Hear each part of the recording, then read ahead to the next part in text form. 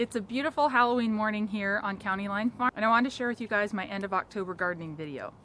Yesterday I took out the last of the cherry tomatoes that were ready behind me, so those were already all harvested.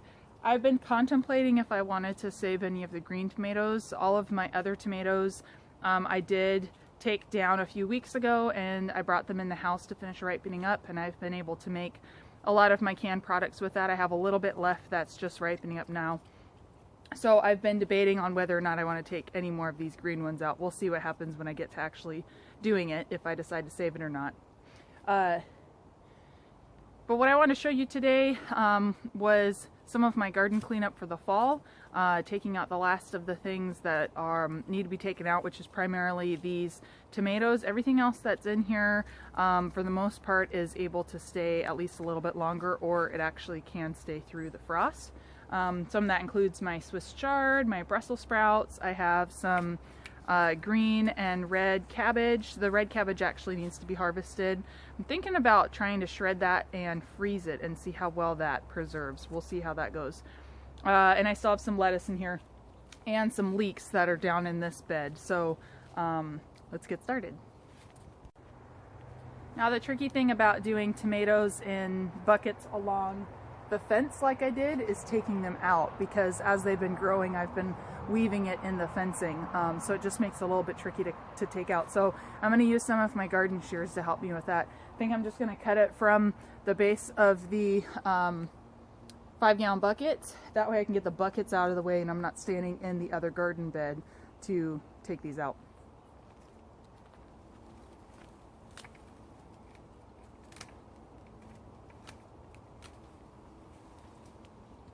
And then, of course, all of these extra pieces are going to go to the chickens and the goats.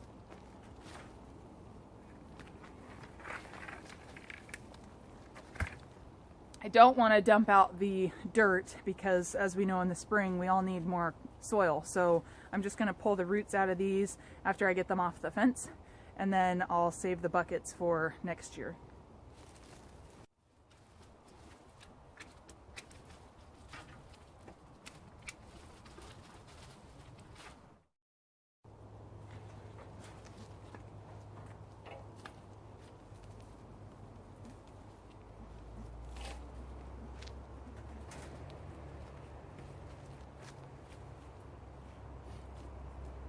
Well, that process was way less difficult than I was anticipating. Only took me a couple of minutes to get it done. So one of the other things that I wanted to do while I was in here today was get my garlic and some shallots planted, so I'll take you along with that.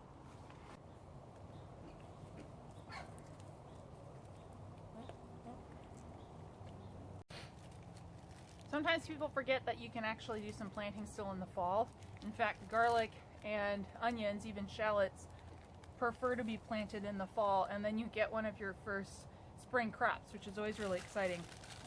So I found some garlic cloves from the feed store for planting. Now, I have planted cloves just from my kitchen before and had success with that.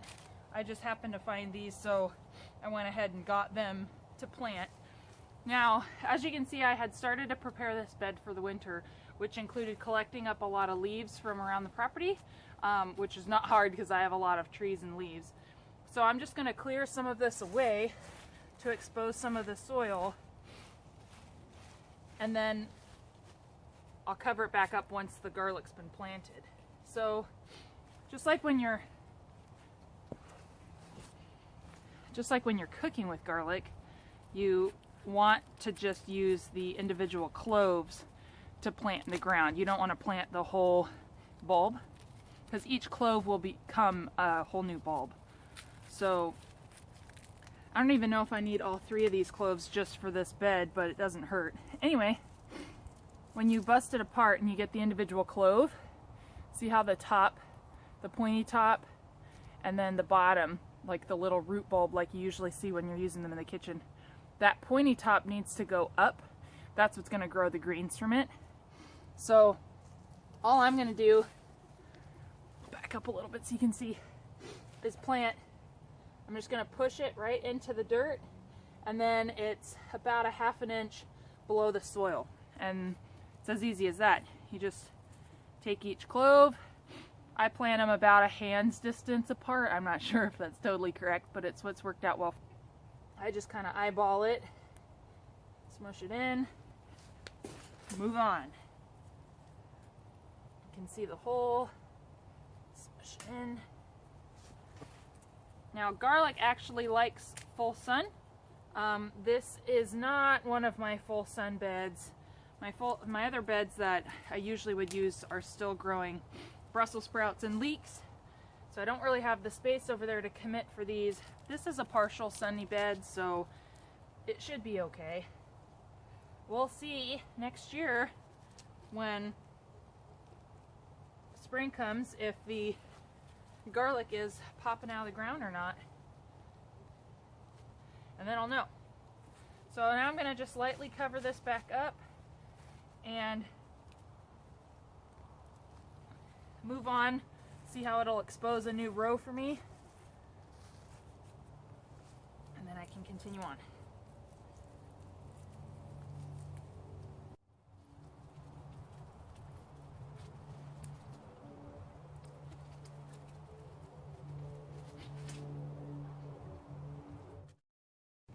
So I actually did this entire bed with 3 garlic cloves, so I'm going to put the shallots elsewhere.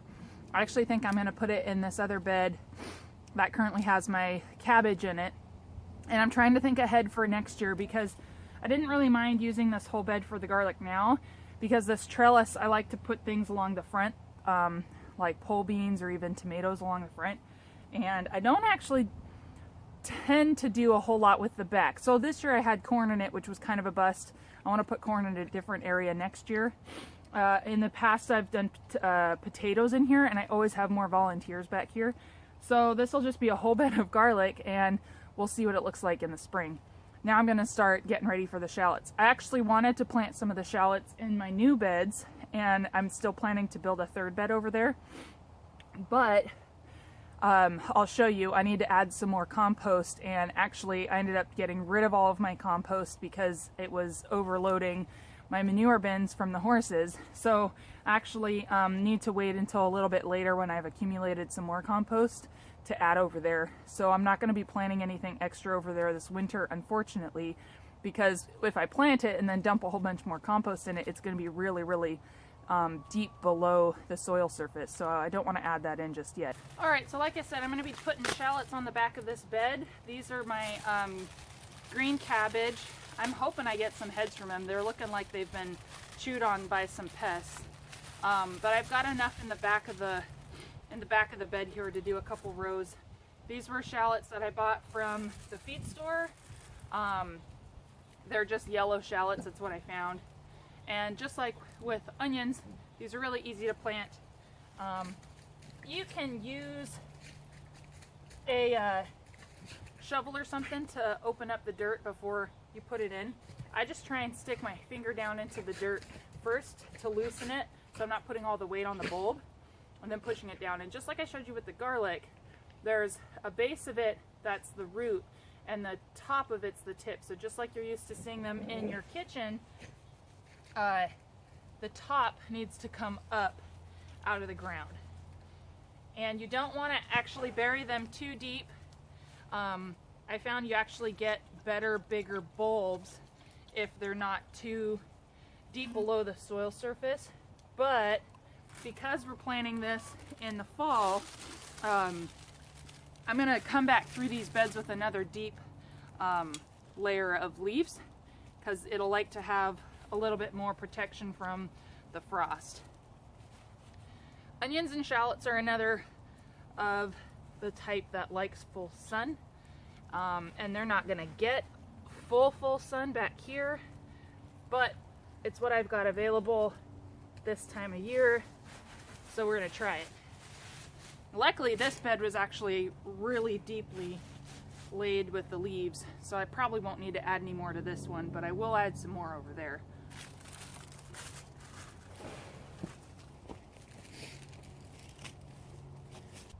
So one last thing I wanted to share in this garden area, these are my jalapeno plants.